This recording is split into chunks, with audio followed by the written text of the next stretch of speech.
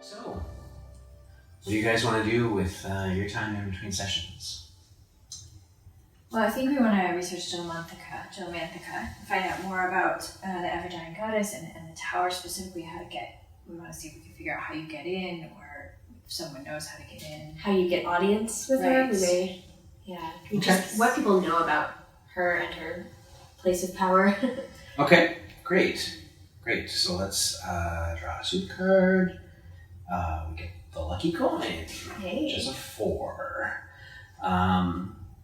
So by doing some research, by kind of asking around to contacts that you might have, maybe in your order, maybe people that you know, doing some reading in various places and whatnot, it probably takes you a couple of days before you amass a sort of a bundle of information.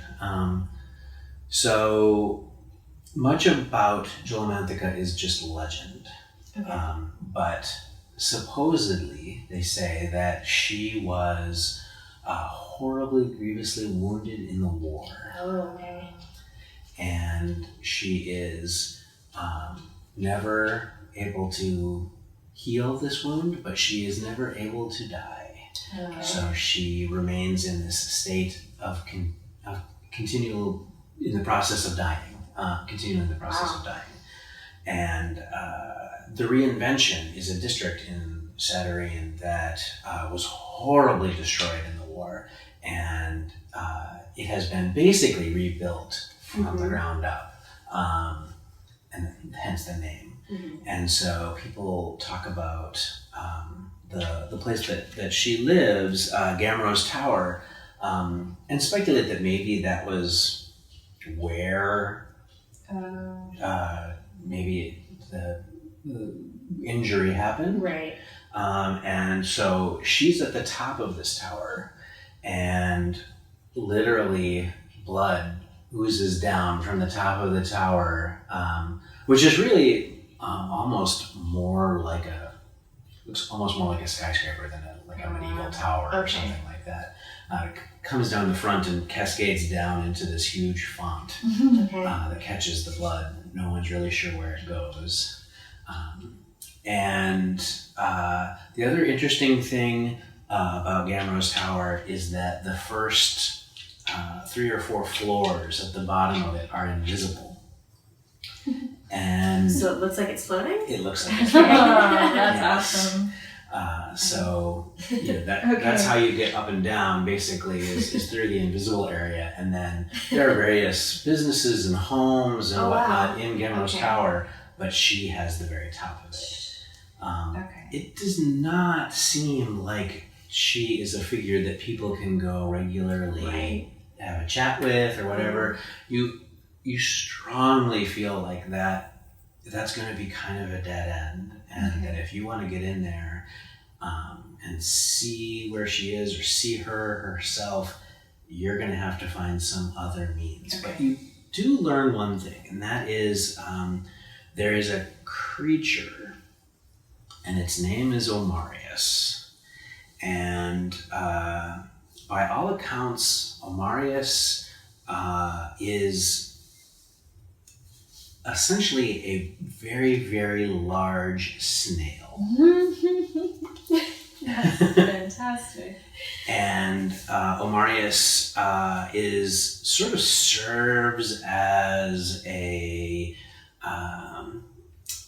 watcher for the goddess. Some kind of watches over her, and he also lives in Gamrose Tower.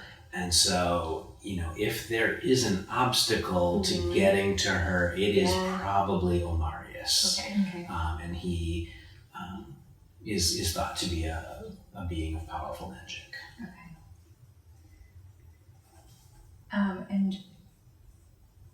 And do we have any sense of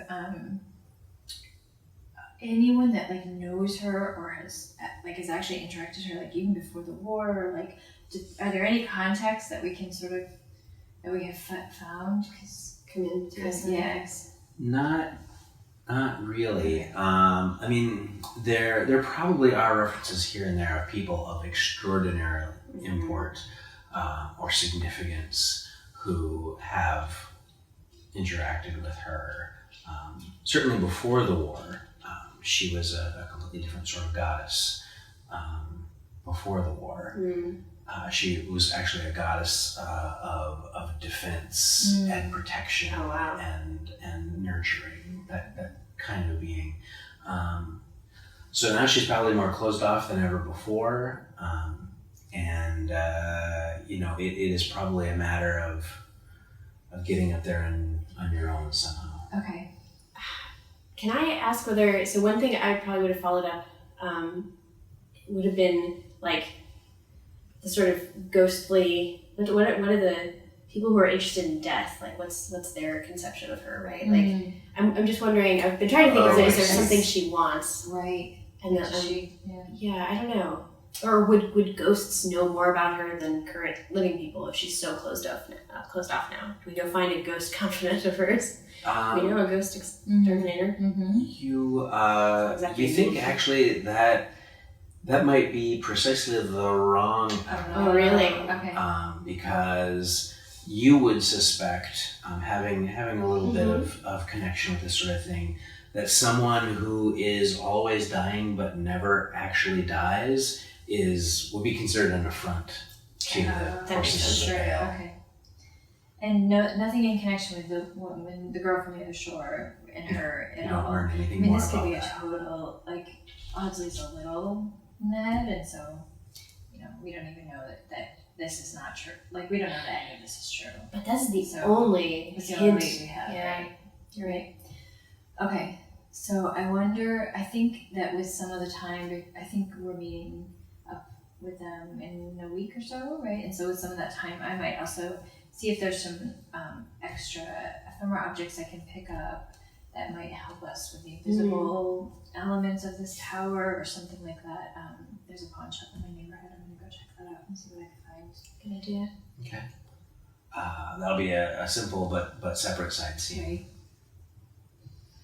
What else do we want to... I'm going to spend some time trying to, so this is in a different district. I want to send my spirit form there to just scope out the tower, which, takes a really long time, and I kind of have to rest between. I'm not great at it yet, and I think I would probably have to maybe rent a room or something in that district to be able to be close enough. Because of the range? Mm-hmm. Okay. The range is pretty long. I think it's very far, but it's up. However high this thing is. Yeah, very, very far. Still, in the neighborhood of hundreds of feet. Right. So you would have to have your corporeal form be almost somewhere around the bottom of the tower.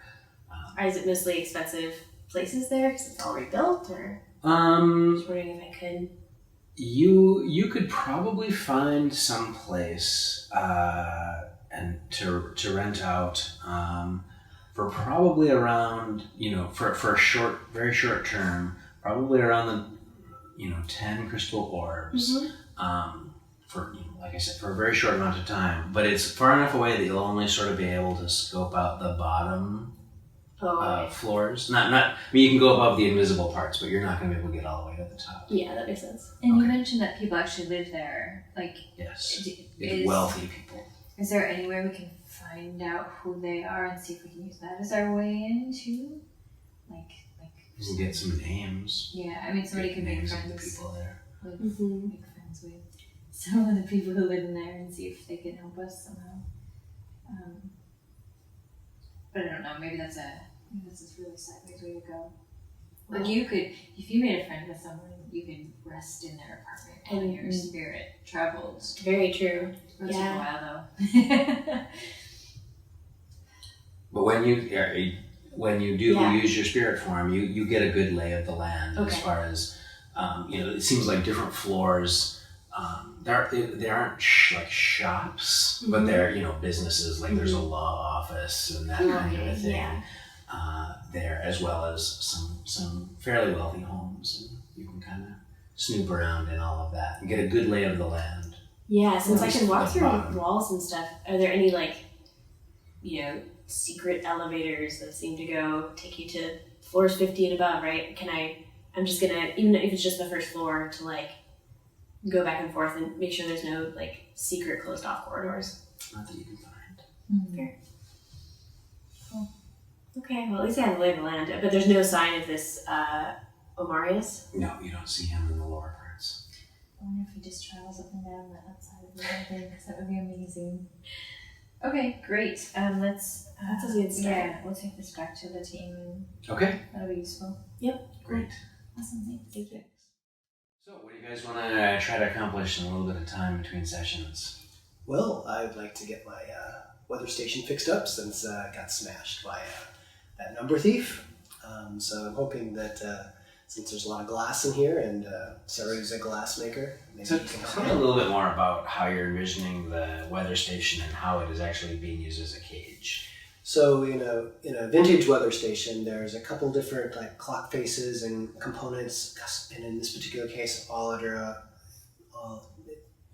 kind of a larger glass container. So there's a barometer, there's a thermometer, there's a timepiece, but there's also, I'm just imagining kind of a void space that's kind of a globe that I use to put my cage in. So that's kind of what I'm imagining. Okay. When I actually use Durant's vial, it creates its own cage, so the cage might be inside of that cage, I guess, but... Well, that's fine. You can make your cage, be the weather station. Okay. That's fine. I just wanted to have a better, so we were sharing the same visual picture. That makes sense. Right. So when the thief suddenly thought it was on fire, she threw it across the room. You weren't able to quite grab it telekinetically. It landed with a crash and a thud, breaking some of the glass inside and kind of denting metal on the side there.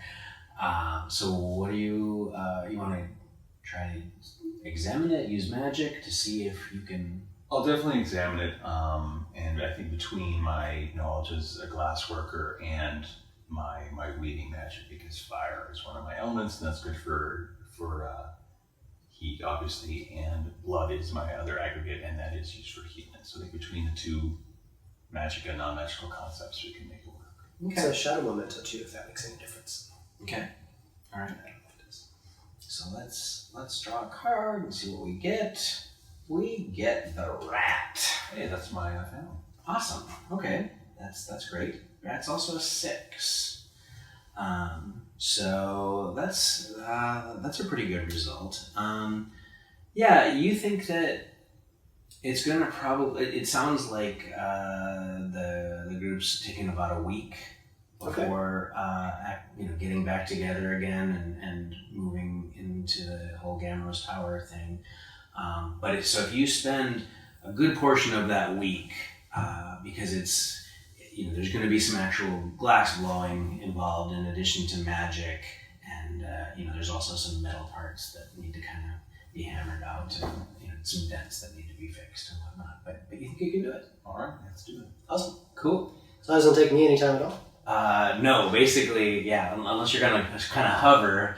That doesn't help. All right. All right. So you're spending most of that time in your workshop, working away and fixing it.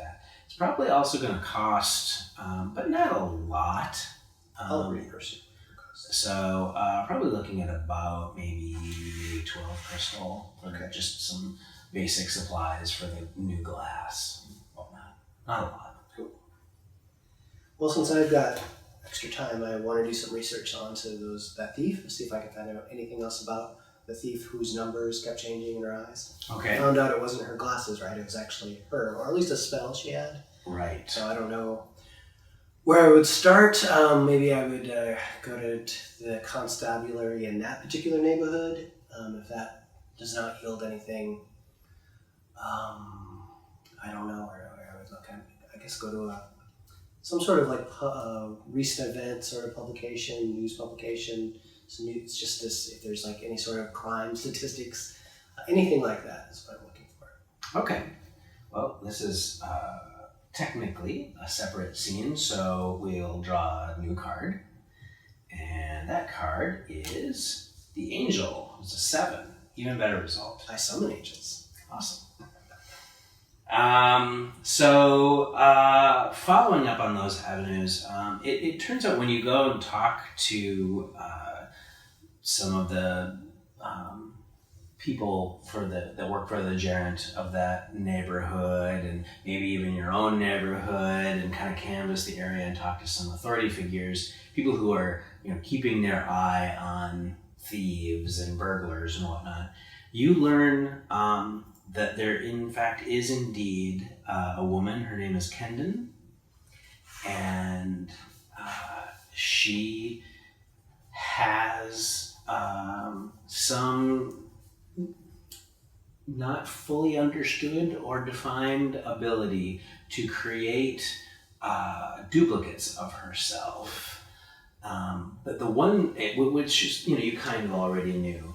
But the interesting thing that you do learn that's new is that apparently the more times that she successfully steals something, fools someone, or thwarts someone, her ability to create duplicates increases, and it just counts up and up and up. And then when she uses the ability, it counts back down again. And so the numbers in her eyes seem to reflect the number of duplicates that she makes, but she can make more duplicates based on her own actions. Very cool. That's scary. And she seems to operate throughout Fartown.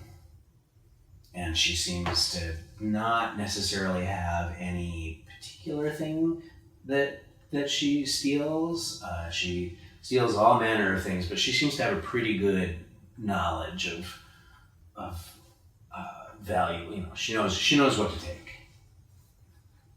Cool. That's probably about what you would learn. Well, that's going to take you a few days of talking to different people. Cool. Because I want to report that information to Cicatrix, because she seemed pretty interested in Cool. learning more about it as well. Okay, great. Cool. Thanks, guys. Thanks.